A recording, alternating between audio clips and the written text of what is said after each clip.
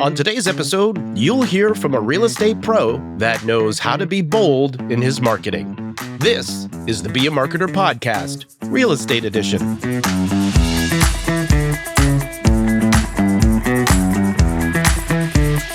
Be a Marketer. My name is Dave Charest, Director of Small Business Success at Constant Contact, and I help small business owners like you make sense of online marketing.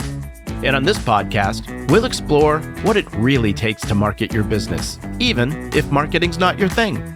No jargon, no hype, just real stories to inspire you and practical advice you can act on. So remember, friend, you can be a marketer. And at Constant Contact, we're here to help. Well, hello, friend, and thanks for joining us for another episode of the Be a Marketer Podcast. This is the fifth in our limited series dedicated to the real estate industry. And that, of course, means count them, 1, 2 things. Kelsey Carter is here. Hello, Kelsey. Hello, Dave. I'm glad to be number one. Ooh, them's fighting words, maybe. Let's see. Because it also means Stephanie Alfonso is here. And I don't want to call you number 2 because that seems weird now. I'm happy to be number 2 next to Kelsey. All good. I consider it an honor. Well, great to have you both here, of course. We've got another amazing guest that Stephanie has lined up for us. Kelsey, tell us about who that is. I would love to. Today's guest is Anthony Lamacchia. He is the founder and owner of Lamacchia Realty, which is a real estate brokerage that helps buyers and sellers across New England and South Florida. They even assist with relocations across America. Anthony also owns Crush It in Real Estate, which is a training company for real estate professionals in North America. So he has a lot of things. Stephanie, what else can you tell us about Anthony? Yeah. So Anthony is absolutely a prominent real estate force. Of course, like you said, starting off in Massachusetts and New England, and is absolutely going national for sure. Anthony is such a fireball of energy and definitely not one to hold back on what he has to say about the industry as a whole, and of course, driving agents to success. So super excited about our conversation. Yeah, this was a lot of fun. Great conversation, as you mentioned, Steph. Anthony talked to us about why you need to be aggressive in your marketing and advertising. Once you find a vein in messaging, you need to hit the gas hard. And, why education is the secret to drawing people in. So let's go to Anthony as he tells us how he got started in real estate. I graduated from high school in 2000, barely. Went to work with my dad doing landscape construction. I grew up doing that since a very young age. And since I worked since I was so young, I was able to save a good amount of money at a young age and start buying properties literally 10 days after I turned 21, I think it was. It was either 20, no, it was 21. And then I bought a condo, rented it, bought another one, bought a multifamily, then said, geez, maybe I should try to be a realtor and get a real estate license. And that was when I got in. It was 2004. And the rest is history. It snowballed from there. And you know what's funny? A lot of the reason I got in and wanted to get in was I wanted to get into development. And I've done some of that, but brokerage ended up being my main focus, and it still continues to be my main focus. Last year, just to give you some numbers, we sold 4,764 homes. We did 882 rentals, 182 vacation rentals. So we're working in all areas of the real estate business, but working with buyers and sellers is what we primarily do. What we're most known for, I'd say, at least locally in the markets that we serve, I'd say we're known for our advertising. I mean, everywhere I go, people bring up the ads. They bring up, I love the ad when you're floating in the pool. There's an ad about moving to Florida where I'm floating in a pool with a suit and a bathing suit like this. I don't know if you've ever seen it. And we have the billboard campaigns with that as well. And then I'd say in the real estate industry, the real estate business, probably pretty known as someone who doesn't hold back on what I think. And I share a lot. I mean, I coach a lot of people through my videos and have quite an audience that I'm grateful for. And then obviously you brought it up before we came on, but the famous real estate case and settlement certainly got under my skin. And I ended up doing so much content on it that the lead plaintiff attorney contacted me. We ended up debating on Housing Wire, and that certainly took my name recognition to a whole different level in the industry. Yeah, for sure. I was telling you earlier, I was watching that with my popcorn. I probably watched it a few times. Yeah. taking notes and feeling like I needed to give you a call and be like, good job, Anthony. Thank you. Thank you. You mentioned you're known for your marketing, and I know you guys have some creativity with that. Where did that passion come from? Like, how did that start? Well, really from working with my dad at a young age, I was very impressed and I would say enamored by the power of advertising at a very young age. I was amazed how my dad would send postcards out. And we did most of our work in the city of Newton at the time. And, he'd send a postcard out. It would hit on like a Thursday. And he'd always say, oh, I hope it's nice weather when the postcard hits. If it was early spring, postcard would hit. And literally he'd get 50 calls in 2 days for people looking for a new patio, a new walkway, plantings, a lawn, or maintenance, ongoing maintenance of the property. And I'm like 12, 13 years old. 14, I think, is when it really got going. 1995, I was 14. And I was like, wow, this is like amazing. He sends out a card. The calls come in and he spends $5,000 on the card. And within a week, he collects $60,000 in deposits for jobs that are coming up. And we get a couple $100,000 worth of jobs from a $5,000 deposit. And I was like very interested in that. I found that to be kind of amazing. And that was really the beginning of my being very interested in marketing and my believing in aggressive marketing. My dad taught me at a young age, you need to create TOMA, top of mind awareness, with clientele and prospects. And that's just what I did. I love that. Toma, write that down, Dave. That's a good one. I like it. It is. And then when I got in the real estate business, I thought like, oh, I'll just send postcards and I'll get tons of business. Yeah, it wasn't the same. It was different. It was much harder than sending a postcard and much different, but the same principles applied. So I just had to figure out the messaging and what to send, when to send it. And I did, clearly. Can you talk to us a little bit about that then? Like, so what are you doing now to market the business? Well, I can go backwards first. So at that time, one of the things that I did, because when I first started, I was taking on literally full page advertisements in the Newton tab, the Watertown tab, the Waltham Tribune. And yeah, they were branding and people were saying stuff to me, but it wasn't like bringing me leads. And then I was doing postcards and yeah, I was getting a few leads, but it wasn't massive. And then the market started to slow down. And when the market was slowing down, I found a guy in Arizona, him and his wife, and they were running ads saying, if we don't sell your home, I think they were doing 60 days. If we don't sell your home in 60 days, we'll buy it. And I was like, that's an interesting message. And I'm like, well, I could probably afford to buy 1 or 2 homes. I was already buying properties, but I'm like, what if I had to buy 10? And then I learned more about the program and learned that they had a strict criteria. And I said, well, maybe I should try it. So I flew to Arizona, filmed television ads in May of 2006. In July of 2006, I ran an ad. If I don't sell your home in 70 days, I'll buy it. And I started running it in July of 06. By the time we got to July of 07, the phone was going off the hook because homes were having a hard time selling. And the reason they were having a hard time selling is there were so many homes for sale. Right now, today in Massachusetts, there's about 7,000 homes for sale. Okay. At that time in 07, there were maybe 35,000, 30,000, something like that. When the market got to its worst a few years later, there were 47,000 homes for sale. So when there's that many homes for sale, you have to price when you're selling your home, you got to price under everybody else or you're not going to sell. And I learned to get very good at that game. I learned to convince sellers to do what was best for them and not overprice their home. And honestly, I think I had some luck with that. As the years go on, I feel more like, shit, if I tried that ad now, nobody would call because they'd be like, well, what are you doing the other 69 days? Right. They'd say that's not enough. And then the other side of the coin is the timing. Like when I look back, I'm like, Jesus, I was lucky to get in the time that worked. And I was lucky to find that. And, once I found the vein of doing that, I hit the gas hard. It worked really well till about 2012. Then it was 2015 with all that snow. I did, if I don't sell your home in 32 days, I'll sell it for free. I spent about $300,000 on that advertising and I brought in like $4 million in commissions. And that was something that I did in about 18 months of that advertising. So the bottom line is every time I call it a vein, when you're in business, you have to find the area that you strike something that's hot. And when you do, you have to hit the gas harder than anyone would. And then you also have to go about it. And I learned this as the years went on. You have to go about it knowing at some point this vein is going to dry up, like something's going to change. And 10, 15 years ago, I didn't quite get that, but I get it now.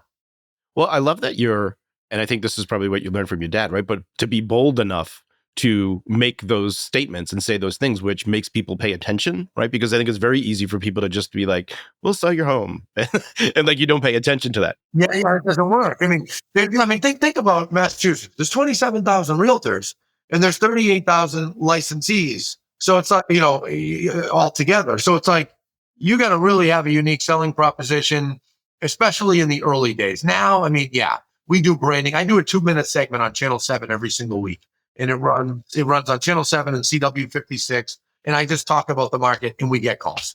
Now, do we get droves of calls? No, because it's not our unique selling proposition. But I can tell you this, if 99% of other realtors went on Channel 7 and did a market update, they'd get no calls. I get calls because I've been on that station for 15, 17 years. We've made our brand a household name. So people see it, they hear me say it, and they go, maybe I'll call them. But that takes years. It takes years, and it takes giving up income because you have to invest. I mean, honestly, you're like a living, breathing example of what we hear all the time on this podcast when we talk to other customers, no matter the business. Consistency, right? Like branding doesn't happen overnight. Your reputation doesn't happen overnight. You've got to consistently do it. And a lot of times people don't see the grit and the hard work and the sacrifice and the hard times before the success. Take social media, for example, and I can weave it back to email. Let me give you some numbers. November of 17, I hire a recruiting coach, John Cheplak. And all the viewers should look him up. Jon Chep, Cheplak. Okay. And he tells me, Anthony, I've heard you're a great trainer. I've heard you're a great speaker. But when I go into social media, I don't see that. So I don't really believe it. This is what he told me, right? He says, why don't you do videos? And why don't you tease some of your training and some of your tips and things? Create a page that you do that. So I created a Crush It in Real Estate page on Facebook.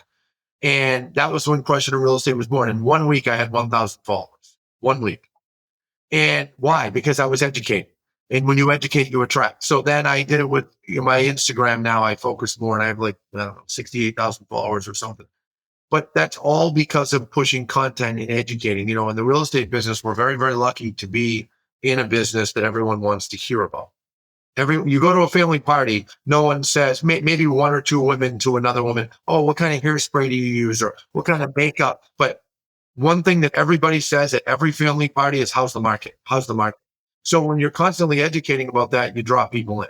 And what I did, and this is where I tie in email, I would make videos and then I'd email them out.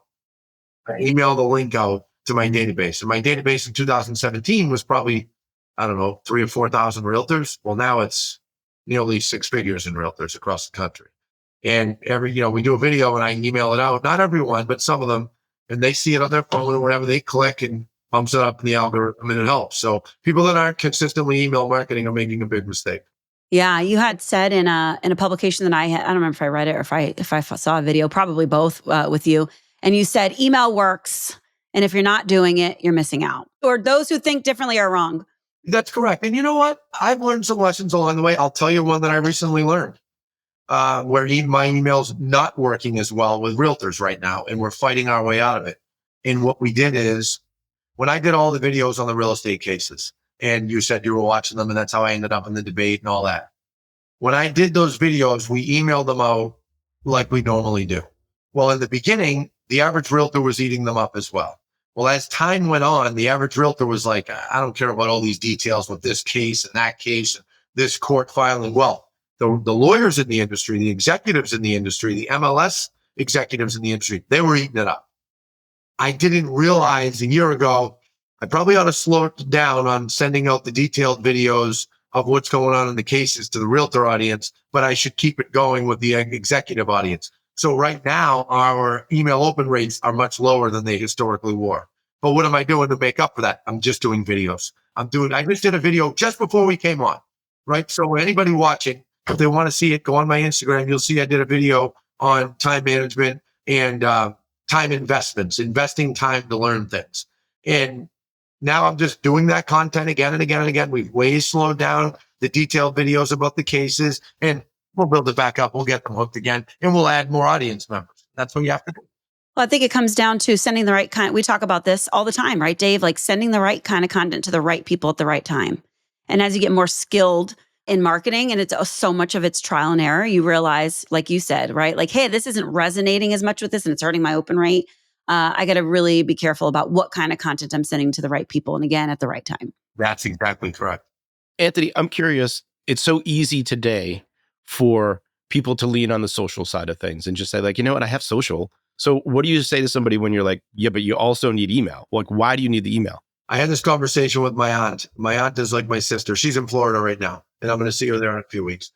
She's growing a coaching business, coaching by row. And she talks about mindfulness and all that. And I see her Instagram videos and they're good, but she has like 180 followers. And I said, look, you want to grow that audience, you have to boost. And you also should email out the link to your videos and build your database and email them content. I mean, listen, when you educate, you attract.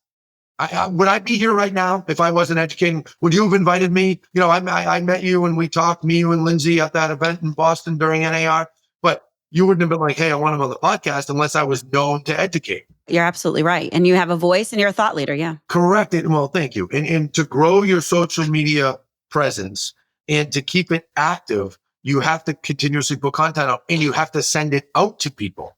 So if you're not emailing out links to videos that you do, and not just videos, but like, what about housing reports? You know, what about a blog about your local town if they're changing some ordinance or changing real estate rules or whatever the hell it is? You need to email that out to people. And this business about no one reads their emails is a bunch of bullshit. That's a bunch of bullshit. And anybody who believes that doesn't understand marketing. They just don't get it. And you know, the other thing I want to point out, just because maybe half the people don't click, open, read, stare, doesn't mean they don't look down and see it for a split second. Yep. It's like a postcard. When people used to tell me, we send out just listed postcards, just sold, and we always get called the just sold, we get tons of business from. And when people say to me, oh, I just throw out all my junk mail. Yeah, okay. But what do people do before they throw it out? Oh, yeah. They saw it. Well, I think it's like some statistic, and Dave, you probably even know better than I do. It's something about like someone needs to see your name 27 times or something before they do business with you. Yeah. And I mean, look, you're right about that. And, you know, look at recruiting. I mean, recruiting realtors, it's an average of 14 touches before you get them over. And that's where people fall short. I mean, everybody thinks everything's easy. You go on Facebook, you go on Instagram, and you look at it, and people share the success stories. You know, one of our top agents, Jocelyn Malkajian, her and her husband are good friends of mine. And, you know, she's like, look, she says to our agents, like the newer ones, she's like, guys, nobody goes on Facebook and says, I'm having a horrible day. Hey, I went on 3 appointments today. I only got 1. I went on 3 appointments today. I failed at all 3. No, they share the wins. So you got to remember that and don't fall for it. Yeah, 100%. So kind of leaning into, we're talking about your social, your email, all this kind of stuff. You know, in real estate, there's so much tech out there. There's so many things that kind of make a little bit of noise, right? Oh, we're going to done for you this or done for you that. Listen, I get it. Agents need a lot done for them. They need a lot of help. Most agents don't go into real estate thinking, oh, I want to be a marketer. Let me go into real estate. But one thing that I know your brokerage is pretty known for is providing a lot for your agents. And when you said the word recruitment, this was what struck a chord because I was like, ooh, I want to lead into that. Talk about your in-house services, what you provide for your agents, what is your decision-making process when you think about what to provide, what your training process looks like, all that good stuff, and how you use that to recruit. Well, training is really how I scaled the company. I mean, I started doing weekly training in the summer of 2012. And it's like the rest was history. I mean, once we did it weekly, we saw people's sales increase immediately. And I remember for a year, I did it on working with buyers. And then we started having a hard time with sellers. And I said, I got to train on that every week. And then it just became a thing. And now Wednesdays is like a thing in our company. So ongoing consistent training for any salespeople is necessary. But look at Navy SEALs. They train for 20 years, literally 20 years. I read Robert O'Neill's book and Marcus Luttrell and, you know, the guy who killed bin Laden and the lone survivor. And they're like, they go overseas a few months and they train while they're there in between missions. Then they come back. They go to scuba training in Rhode Island, right down in Newport. They go to all the other training out in San Diego. They go parrot jumping training in Carolina. I mean, it's crazy. And so all of us need training. And the funny thing is people that are in the business a long time, they get cocky and they don't think they need it. And they do. They do, because you get away from doing the right thing. So training's huge. As far as services go, you know, we offer a lot of services to our agents. You know, we're a very high support, high service company. There are other models that are cheaper than us. You know, you look at companies like EXP or Real, they provide less, but they take less, right? And you get what you pay for. So our model is more high service, high touch, and we're competitive. But one of the things we do is we have 5 guys that go out every single day and take pictures of properties. They do picture, sign, lockbox, floor plans. Wow. For all your agents? 88% of the properties listed at Lamacchia Realty last year were done with this service. And the agents have to pay for it. It's not cheap. It's not free. It actually is pretty cheap, but it's not free. But that's our pre-list service. And 88% of the properties listed. So we listed over 2,000 homes last year. So there was nearly 2,000 appointments that people went out, did pictures. We do our own in-house Matterport, videos, drones. We have photographers, videographers. And then we also have like listing assistants. So when someone's going to be listing a home, we have someone in the office who will help them and assist them throughout the transaction. Kind of some transactional assistants. We have buyer assistants. We have marketing assistants. So for I think it's $200 a month. We do 2 or 3 posts on people's social media, their business pages per week. We'll do a mailing program where we'll mail out for them. We can do emails for them. So it's a whole, we have a lot of stuff for agents. And that's part of why when agents join us, the average growth is 30% in the first year. Nice. Yeah. So would you say that obviously it's a big value prop, especially for a newer agent? If I were a brand new agent and I knew that I had all of these things available to me, that would be great as far as the training is concerned. And then if I was a seasoned agent, all of the services you provide that I'd be willing to pay for because I don't want to do it myself. Well, I'll say this. The newer agents, they're more attracted to the training and the leads because we produce a lot of leads here and we buy a lot of leads. The experienced agents, they're more attracted to the services and the support. So it's like 2-tiered. And we have to remind our recruiters that, like, think about who you're in front of. If you're in front of a new agent, talk more about leads and training. Yeah, no, 100%. Obviously, a newer agent, when you say, hey, if you pay for this, and if you pay for this, we'll do this. They're going to be like, wait a minute, I make no money yet. They'll literally run. It's funny. Yeah. Yeah. Hey, recruiting is marketing. Knowing your audience, giving them the right information to the right people at the right time. That's a lot to chew on. And I think that that's obviously a beautiful model that you've been able to implement. And I think people see that. What would you say do you have a target agent? Like, is there somebody that you're like, this is the perfect agent for Lamacchia, this type of agent? We don't really bring in new agents at all anymore. So if they're brand new to the business, we tell them, go somewhere else first. And if you want to come here later, let us know. But it's funny because we built the company on new agents way back in the day, 10, 15 years ago. I would say a perfect agent for us that is probably the most common is people that are in the business 3 to 10 years and they're selling anywhere from 5 to 15 homes a year. They come over here and we help them get that 5 up to 20. We help them get 15 up to 40. And we do a lot of that. And then we recruit people that are doing 30, 40 sales a year, 50 sales a year. We recruit them all the time. Why the change, Anthony? What causes that shift to happen? Well, when you're a younger, newer company, it's very hard to attract experienced agents. Experienced agents are not easy to recruit. You have to be further down the road to recruit them. So when I talk to, in the summer, I had an event. We had 14 company owners into Boston from around the country. We charged $10,000 a head and we showed them our whole playbook. And there was a guy there from Missouri and he's going on and on about how he's been working on recruiting this top agent out there that sells 100 homes a year. And he's going on and on and on. And I said to him, stop trying to recruit that person. You're way too early. I said, you're going to have to give such a deal that it's not going to make financial sense for you. It's going to get screwed up later. And it's also going to set a precedent in your company. Forget it.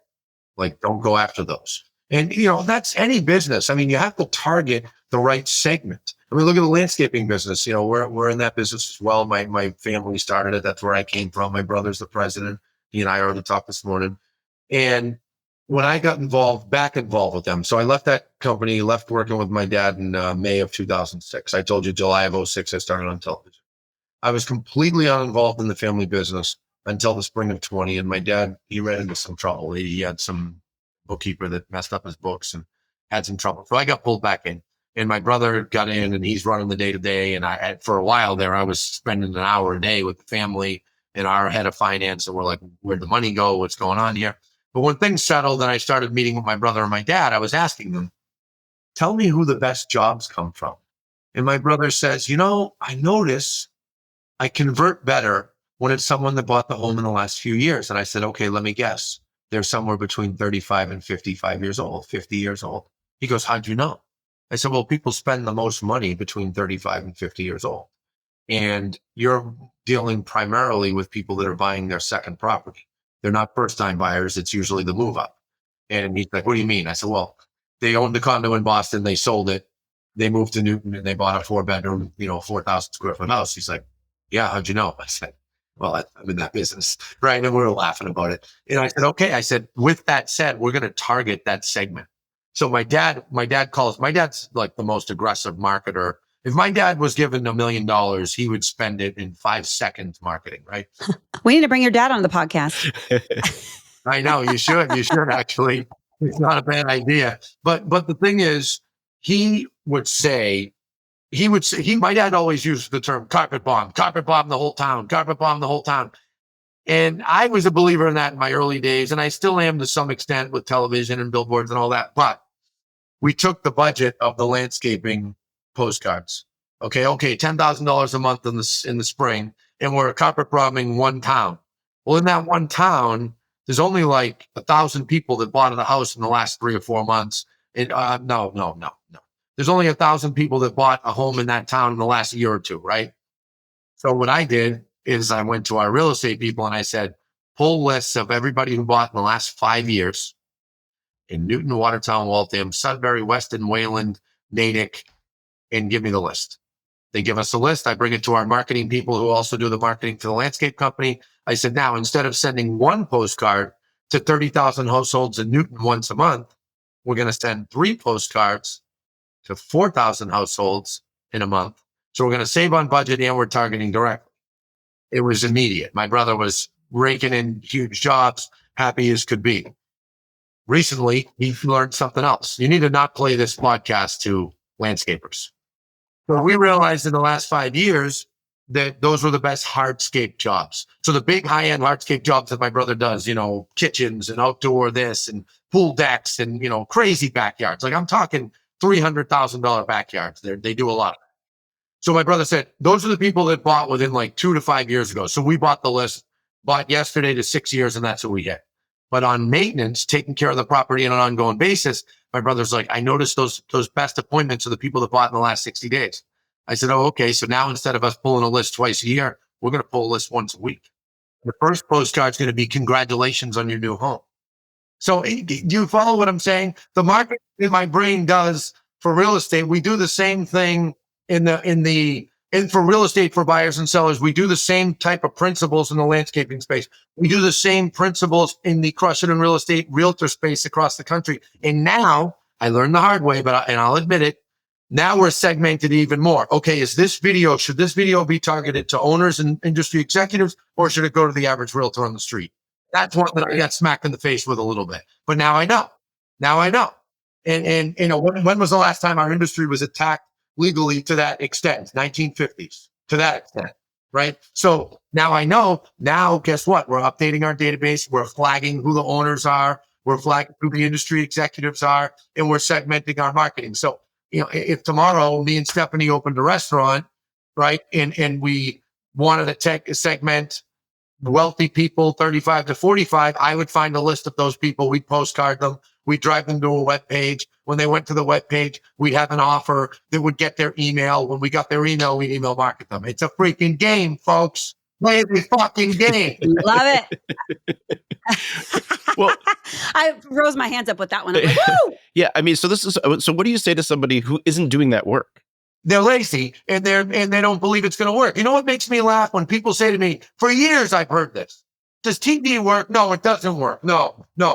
Everybody and their mother, every big company advertises on television since 1940 something, but it doesn't work. Come on. Do billboards work? No, it doesn't work. And let my competitors think it doesn't work. I don't care. Let them think that. Yeah. So with all of this, obviously you've become a master marketer. You've been doing all of this growth within your company in the real estate. You created Crush It in Real Estate, which I'm excited about that. I know you guys just had a big conference, didn't you? We had our big annual event last week. We had 772 realtors check in and only 400 were the ones from our company. So on a snow day, we got 372 realtors from other companies to come to our event. The competitors loved me the most that day.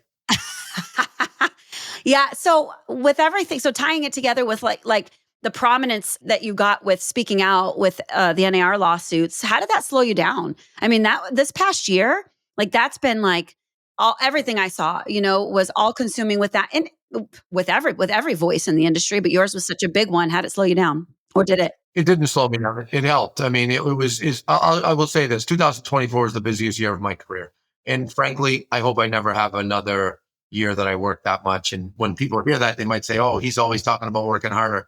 Yeah, I got to the unhealthy level of work in 2024 between the legal implementation of the changes we had to make, all the videos that I was doing on the cases, and we bought 7 companies.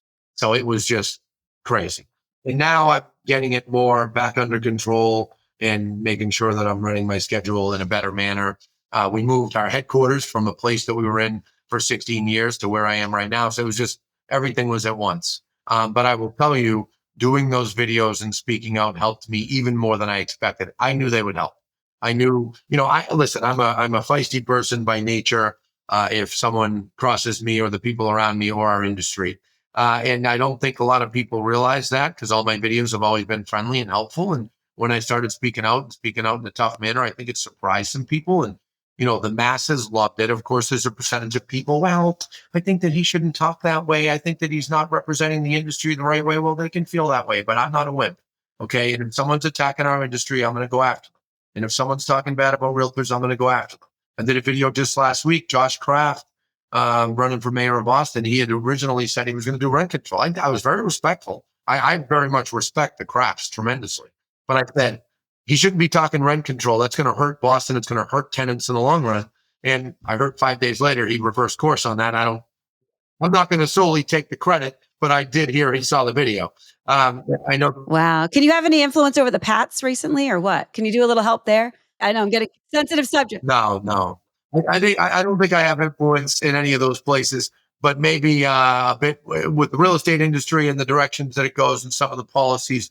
I think it's fair to say I have some influence. So, Anthony, I want to kind of wrap us up here because I know you're going to go, but I want to know, what's the most important thing that people need to know about marketing then? Be bold. You got to be bold, and you have to do it consistently. This isn't, so many people, I sent the postcard once and it didn't work. Well, no shit. Right? I sent an email to my database. I heard from one person. Well, you probably won't keep sending them. It's a constant effort to educate. And it's a mix. When you educate, you attract, but when you mix the education with offerings, that's how you make things happen. Well, friend, let's recap some items from that conversation. Steph, tell me, what stood out to you? Yeah. So number 1, tailor your messaging. Understanding your audience and your messaging really is no longer a one size fits all, right? You need to be flexible to adjust your strategy based on your audience's response. So if something doesn't resonate, try something new. Or if something works at one time and that vein dries up, pivot, find a new vein. Yeah, this is what great marketers do really well. They really find the pulse of the audience and become part of their conversation, right? That only comes from being really in tune with their needs and the reality of their situation. So speak to their needs. What do you got for number 2? Number 2, educate to attract. Providing valuable content, whether it's through video or email or whatever channel you choose, that really is going to position you as a thought leader and give you the ability to brand yourself as the expert in your field and in your community. And of course, ultimately, attract new business. The reality here is that no one really likes to be sold to. But if you can teach people what they need to know so that they can make the best decisions for themselves, well, then you're going to have more opportunities and more people feeling good about doing business with you. Give us number 3, Steph. All right. Number 3, as Anthony says, be bold. Do not be afraid to be yourself. And whatever you do, success is going to really come from consistency. Consistency builds that TOMA, that top of mind awareness. So we learned from Anthony's career that being consistent and with the ability to be bold is what really shaped him into being a fireball in the industry. And the TOMA is real with this one. Yeah. There's so much noise out there, friend, but big rewards come from those who take those big risks. And in this case, the risk is doing something your competitors won't do or can't do because they're not you. So you really need to lean into those strengths that make you and your business unique to attract the right people to you. All right, so here's your action item for today. Look for a vein that you can tap into. Who is your audience and what's top of mind for them right now? How does that relate to your expertise in real estate, and how can you offer guidance? Well, there you have it, friend. Steph, thanks for being here as always. My pleasure. We'll catch you next time. Catch you next time, guys. I hope you enjoyed this episode of the Be a Marketer podcast. Please take a moment to leave us a review. Just go to ratethispodcast.com/BAM. Your honest feedback will help other small business marketers like yourself find the show. That's ratethispodcast.com/BAM. Well, friend, I hope you enjoy the rest of your day and continued success to you and your business.